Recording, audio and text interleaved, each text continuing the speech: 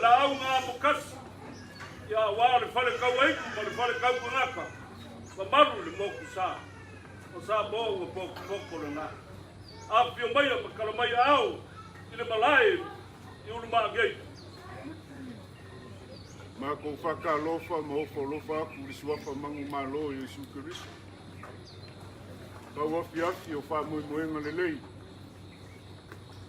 Leo mahe au ngai pailango. Sa ma le lafiki ngai pom sa mese ia pa ia. Le siufangua le ala kaua makulanga vai o le koa. O mafoi ngai pae au fangua. Sa ma fai ngā o ai ngai lua ma le ngofa ko o wā le moanga vivingi mua le whale mai mangu. Le fōua e wha ulima kali nu mawhane. I le awhi o mai, o lo kako ngu o sola ua. Mako whapea lea. Ui sola ua.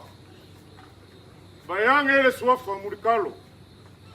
Mako whakalofa ma ofa lofa. Ma lo le pale le ngai aso, kalo whae.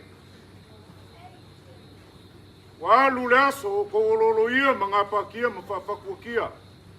A wāre karimalu o le lupe se mai a wāre whonga ki se wori. O vale alofa ngā wā lo kako kua aki ngā. Le awhionga ia ne urua ia ni. E leo lo mako ka ofi. Mapuang ia i lo ngoe. Ai se kau mawhai se leo pupoli. Se momori le. Sa o mungubao. E lolo mako bao. Mako ngofo le ngai afi mo mako mafo fau. Palongolongo le fale le fulu a pupoli. A fale le fulu le fisile fainga. Awa ainga masala fai. Ai pape foi le fau kanga fau. E malu ai maki ai ku au o le pule. E mai ai si o save. Savelu kawalunga ma kawalalo se ia pa ia pa faia. E au maki ai ku au. Au a fare pa uma lo pa mau ai fi ai fuma msoi. E malu le lau nga ku pa i fau. Le anga ku pa i o ngalu. Mako whalungolongo wha pere whaukanga pupori. E asa ua lo ngu o ke bele lo loko mo mimika. E whawhewhea lo ngu o sola ua. O iwa iei le whailonga apostrophe yes. Wa ku whesili gale ai. Pa iei a inga. Ai maise lo kako ngu. Pe mongi le lofo pupori ilo kako ngu. Ngai fio mai kangaloa.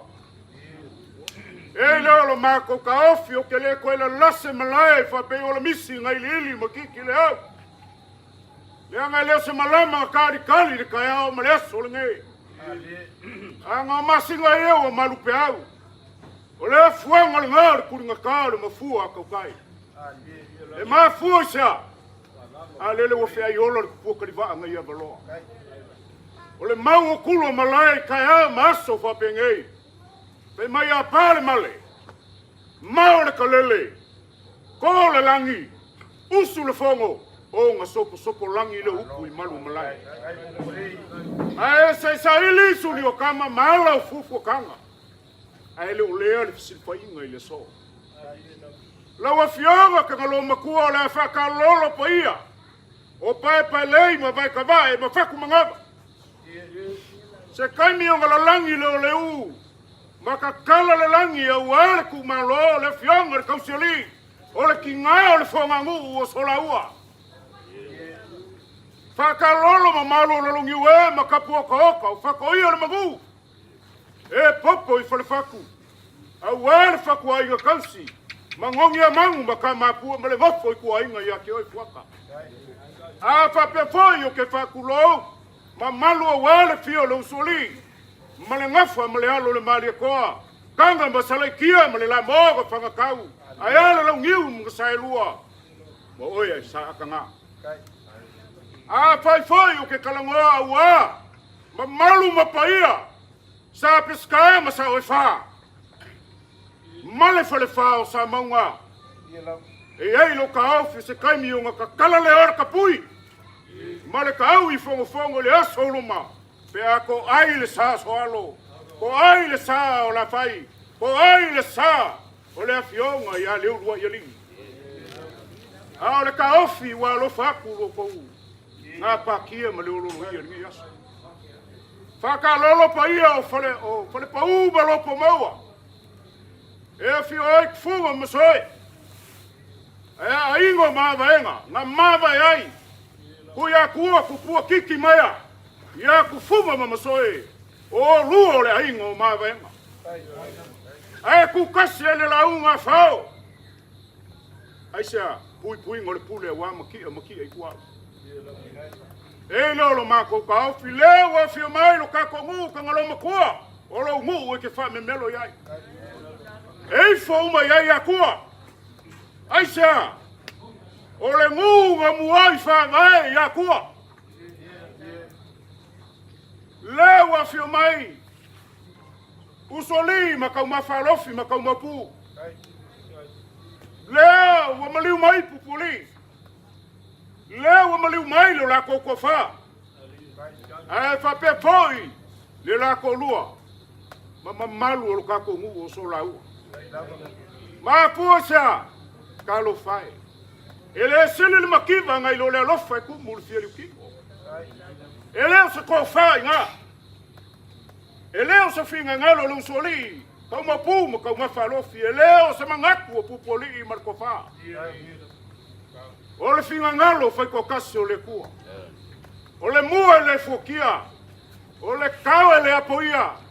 O le maa e kongi fako. E a le ku. E a le ku. O ia. Ngai au mai o ia foki nga ke koe a se. E ai lolo mako kaufi. O ku maanga ia ka ngalo makua nga whaka oko re kako ka maa. Ka ngalo makua la vea li songa. Le soli muri ao iai lo kako mu. Kele sa mako kala. E le kua fai vo manga. Ele susua vai papa ele ma vai yanga se ka fainga ka ko mu ko ngalo makua. Ka uio se kua e ula. Alo mai o le la mako ka mu faia. Alu so kanga va kele le sol kiki. O soli ka ma puma ka ma falofi. Le wa se fa so pupoli mar ko fam le la ko lu mar ka ko mu so la ua. Foi mai so mako vai e fa ko le kua. Alo mai o la mako ka mu faia. Ya.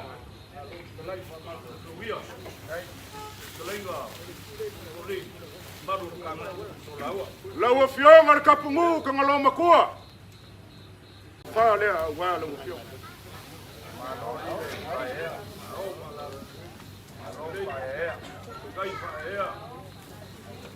Le momoli aku ile aste kala. Le fa lo alo nga lau fionga. Alo. Sa ko ka. Eu ia le ngo foi ale, o foca vica le fionga le oe. Le lo fa sa le fionga ya as. Ele vai ale va ngo. Le fionga ko ngalo makua. Ya fa pe foi. Le fionga. Ya o le fionga ya as. Le sa o ngi ku ka ku ai. Ko fa le fionga le oe. Lolile, apanga pupuli. Mongoli aku ilang ke pusila. Alo. Ola kako wa inga la inga e fa vai ai le kalesia Yesu Kristo la pa ia aso e ngatai. Ola la manguia fo inga me uma sa ili o kako kwa lele wo fa ilangi de folau. E ave ale famua. I kamasa o le kalalele. Le ango le malelenga nga maria koa. Ku ilalo le faka o kama mai faka le langi le akola au sa. Lua fionga ili e kopo. Wamsingo o Israel. Alo mai o lela kong faya. Ko fane a lese kopo. Ao balale. Fisu pleu tele na o kopo. Moli aku ke usila. Ko se lau kala. Lesi e kopo le. Le walwak. Popo sea.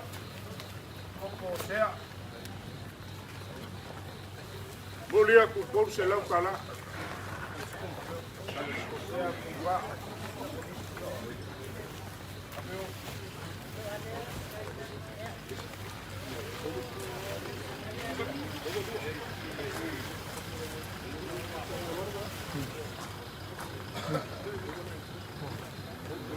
Lesi e popo le ngai kolu ka ko popo.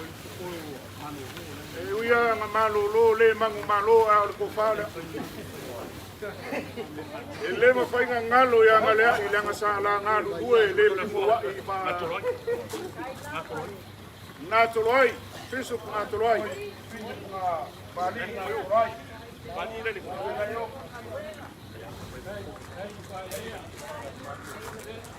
Le maua le fio mai le fionga le aloli.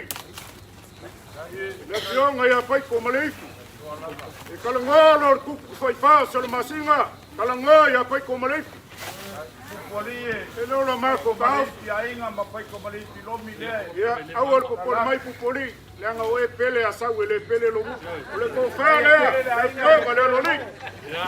Au fala le. Moli aku ke kusile. Pai ko ainga le lo ave ia le falolonga lo kakongu. Kai. Pai ko maleifi.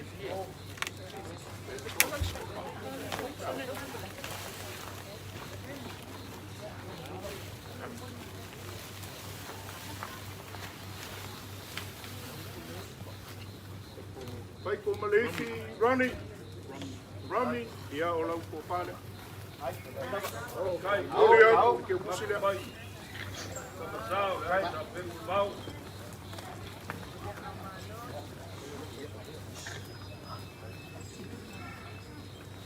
Pois o laua. Vai akua le swafa, le ia kau le sa, ma le swafa mukal. Alo fai. Malo le osi kaulanga wao kako maku. Malo le longolong sua ia kupuli. Ko fonga mua le fale vai mau. Ia e fa pe fo i mamalu maulunga ngai kua kako ai. Le la ka mafaya. Ya, ya ke aku le la langa le. Malo, mengali mai.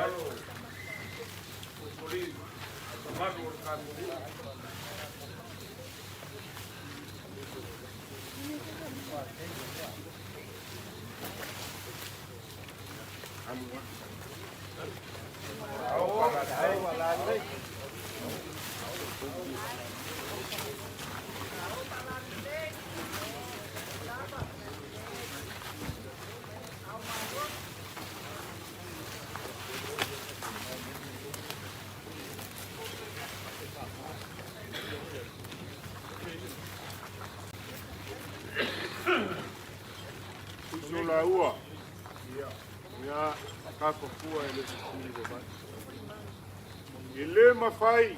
Le mafai o ngomako fa ngaloinga.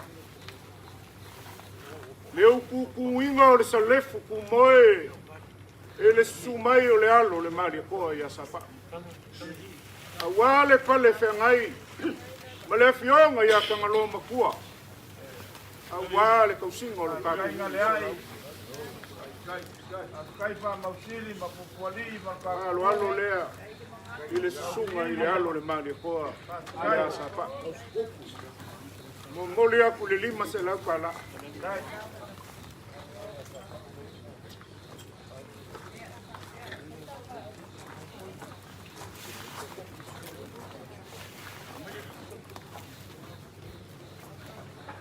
Lea la ka fai aku singa se keli ma se maa lako au se tānona o le tupe pai. I le se si ile malanga mai o kako. Waku le ao ngale ai ia e whapea foi kau mapu, mausuri ma kau mawhaloki. Upoli ma lo lako ko wha ma le lako lua. Kako ke osi kaulanga whakasi lumo le. Ngar sifu afe ka lale.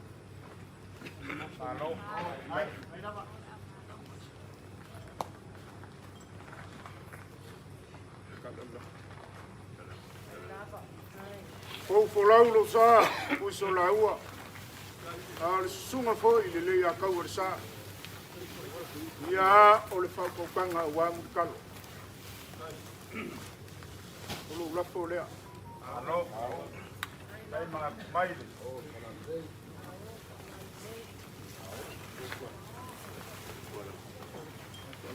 Malua ngong kopi palakai. Ya. Da kurmang. Kango al pomaki. E mga kuare ai ngali ia fale lakai. Ngo mai ai iso laua. Ia kangaloa. Aku o mang. E mo o iso lako wali. Mai le kala kangaloa. O mai ave lo wafingi o mule wa. Lea le kala fale lakai le falfiku o lainga kawaanga. Kama kausala mausoli, sa lu mau wa ipeau, sa ko ai i pai le. Lea le kala.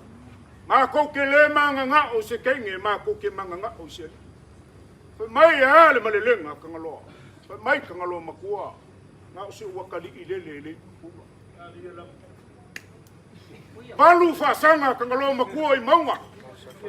Nga fasa i kangaloa makua. Ngā fuai, ngā whai mai awe lo wakali. E koe kangi ka mau salu. Ka ngalo makua. Ko mai mangu a wase suafa e wha suafa e kapalea. Ngā sila fia lelei ka ngalo makua. E manga ngā o le suafa ka ngalo makua. Lea le kala, male lenga ka ngalo makua mwhai. O au wha sanga e valu. Wala vale ngai fai masua porta male mai nga ave malonga ku finga le palua la nga o mole wa a fai e ka pisa longa fili i ae o longa inga i tu nga o fili wa nga au mai wa i pai le e lo lo ma pa o e mo moli aku lo la fole e valu fa sanga ngai koko wa ke lo e valu fo ia usuma ele o sama ko kana Ai ko foi me fabrico ya. ya Ba ga yo ba ya na fa selo mo fa mai.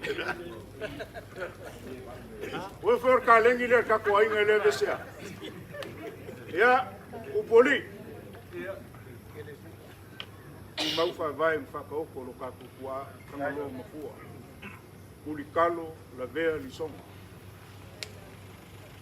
o le koko o le fanka waiti o lo fa kokanga e lasi a ke oe me uma aisa le anga o lo fa ukanga e mapo i upu o pai lei whakumangava ma vai kaba o lo lako le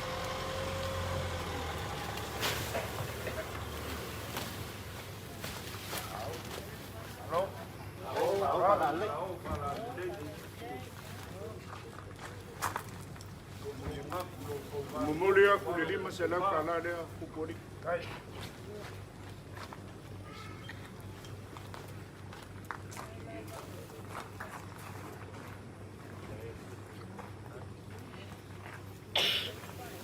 Uzola ua.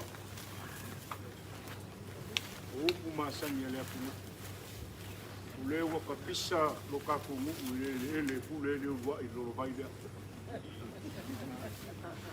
Le ngol kala ma sang le kungu wa se le pu ka ngoi le ku ka ama fa so sa le le ai aku malier ki unga o ngale ka ale o le mali le fio mai le o yeli lolo vai fo ya le swafa pa ku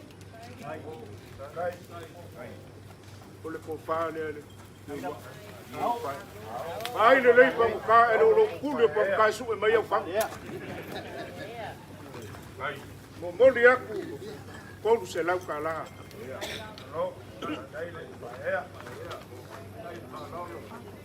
ya apele o sama ku kala